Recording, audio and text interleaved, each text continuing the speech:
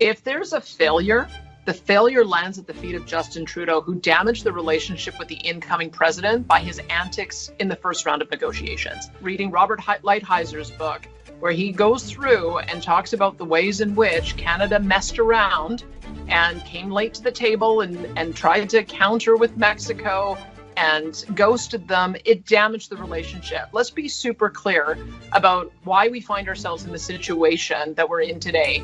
It lands 100% at the feet of Justin Trudeau, who even just a few weeks ago gave a speech where he thought it was an affront to women that Kamala Harris didn't win. Between Donald Trump's great enthusiasm for tariffs, he's talking about wanting to make a lot of money, the Americans with it.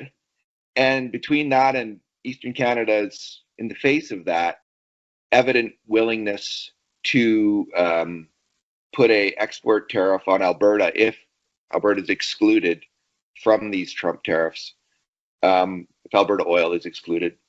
Is Alberta in a no-win position, kind of between a rock and a hard place, between these two forces that seem one way or another want to put a tariff on Alberta oil?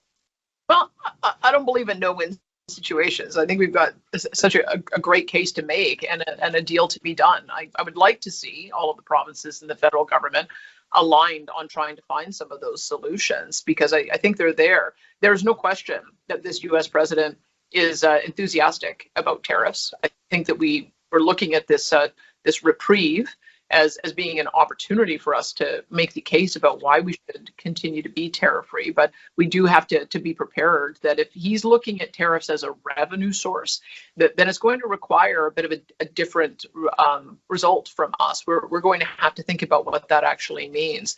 I think if we get into a protracted trade war, I suppose we could spend the next 4 years fighting. But I think we have to understand what it is, the baseline. Is it possible for us to maintain a tariff-free relationship?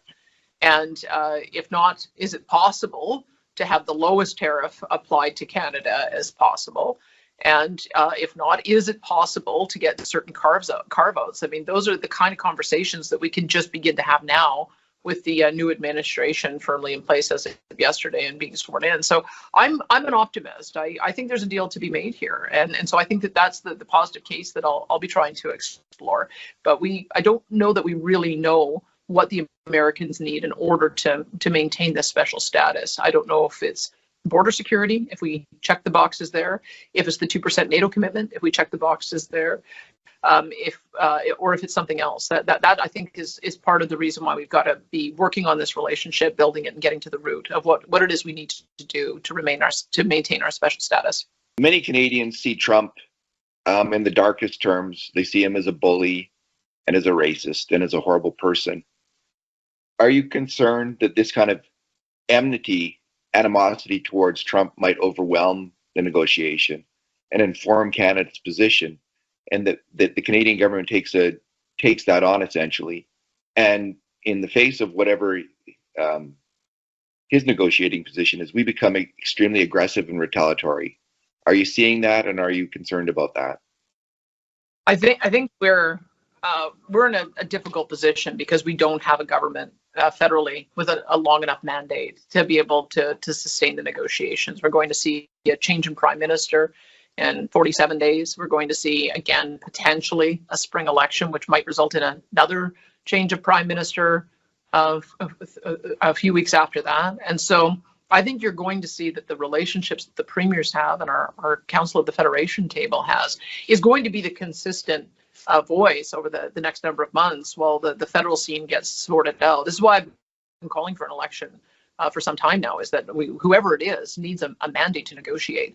And what I worry about is, because of politics, that certain political leaders are going to try to turn this relationship with Trump into some kind of election issue and damage the relationship. That's what I worry about. That's part of the reason why, even though we've had an office here since 2005 as a subnational government, why I will be spending a lot of time in America, is that once the federal government situation is sorted out, then I think the negotiations can begin in earnest. But I think it's incumbent upon all of the premiers to make sure that we're making our own case very loudly, very strongly, in order to be able to avoid tariffs.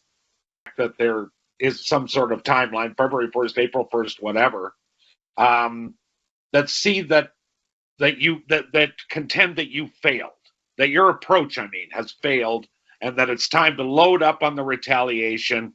Let's get going. Let's get the the engines running, and that basically, the no more Mr. Nice Guy.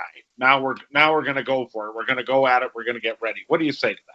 If there's a failure, the failure lands at the feet of Justin Trudeau, who damaged the relationship with the incoming president by his antics in the first round of negotiations.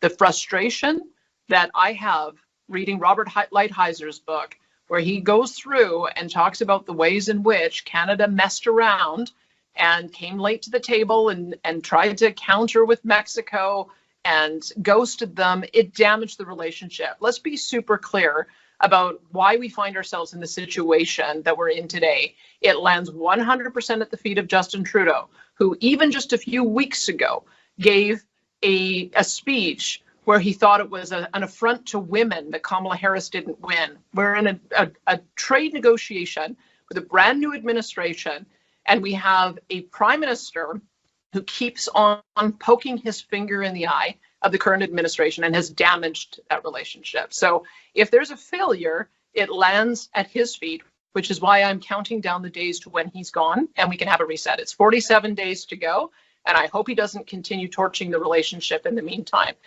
All I can do is try to repair and build relationships that should have been repaired and built over the last 4 years. That is what we do by having our office in Washington.